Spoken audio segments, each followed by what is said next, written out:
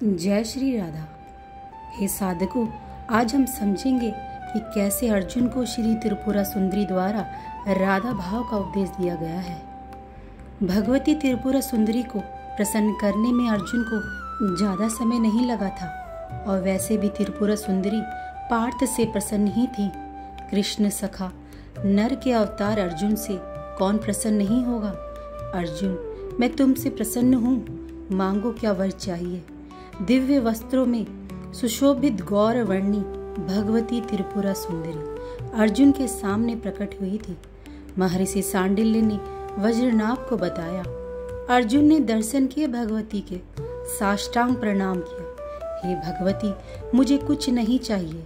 अगर आप मुझे अधिकारी जाने तो निकुंज के दर्शन करा दीजिए। हे त्रिपुरा भगवती, मैंने अपने श्री कृष्ण चंद्र के मुखारविंद से श्री राधा भाव की चर्चा सुनी है।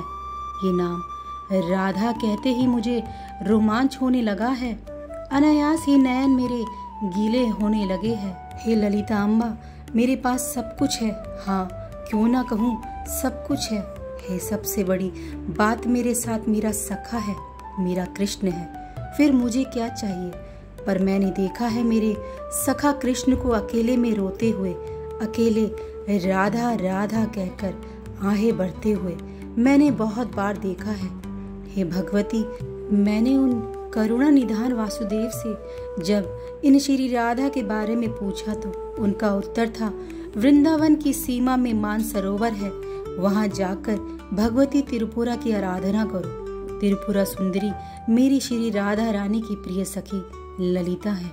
हे भगवती, आप मेरी इन इच्छाओं को पूरी करो। मुझे श्री राधा भाव के संबंध में कुछ अनुभव कराओ। मुझे निकुंज तत्व के बारे में बताओ। हे भगवती, आप ही इन रहस्यों को उजागर कर सकती हैं। मेरे ऊपर कृपा करें। इतना कहकर अर्जुन फिर साष्टांग प्रणाम करने लगे थे।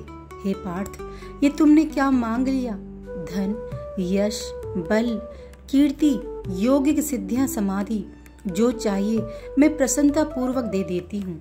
पर ये तुमने क्या मांग लिया? भगवती त्रिपुरा सुंदरी भाव में डूब रही थी।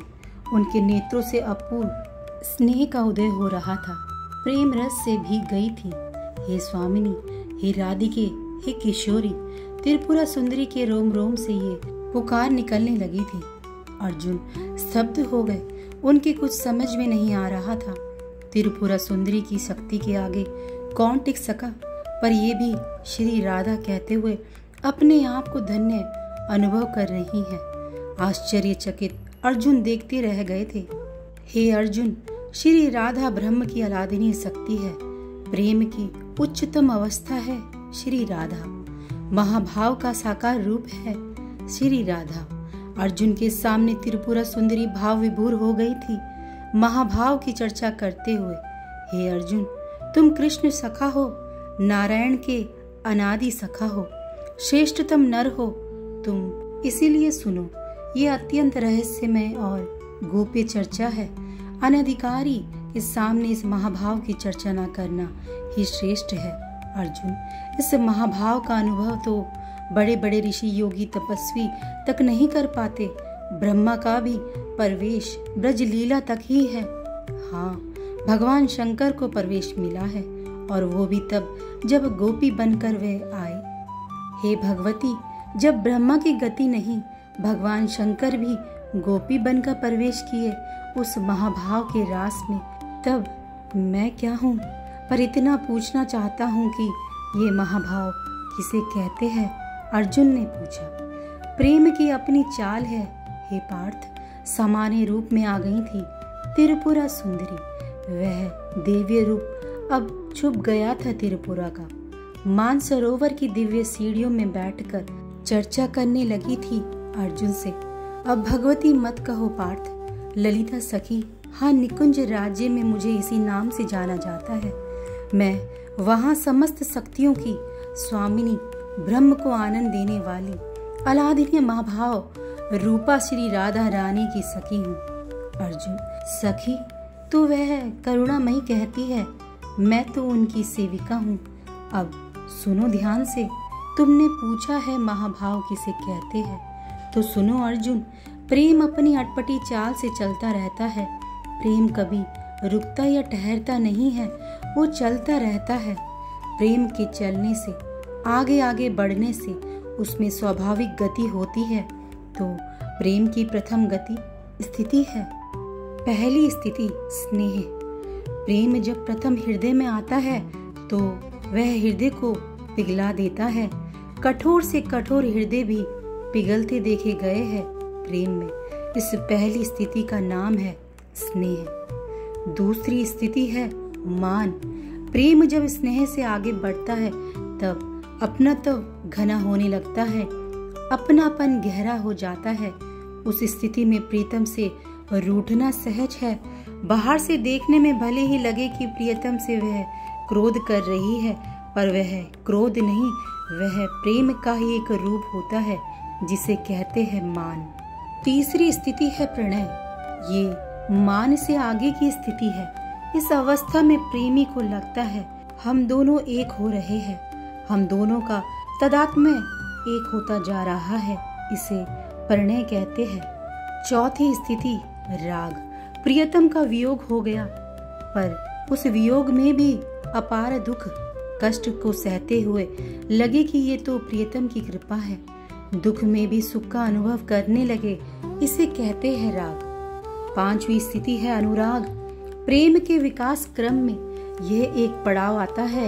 यह विचित्र स्थिति होती है जिसमें प्रेमी को अपने प्रियतम के लिए जड़ बनना भी स्वीकार होता है। जैसे मैं उनके मार्ग की धूल बनूं ताकि उनके चरण तो मिलेंगे, जल बनूं उस सरोवर का जिस सरोवर में मेरा प्रियतम नहाता हो, आदि आदि। इस स्थिति को अनुराग कहते हैं। छठी स्थिति है भाव। हे पार्थ, तमोगुण का नाश रजोगुण से करे साधक, फिर रजोगुण का नाश सत्वगुण से करे। अब सत्वगुण ही है हमारे अंतःकरण में। जब विशुद्ध सत्व होगा तब ईश्वर के प्रति अटल विश्वास होगा। तब लगने लगेगा कि हमारा सनातन सखा तो ईश्वर है। तब उसकी तड़प जागेगी। पर भाव उच्च स्थिति है।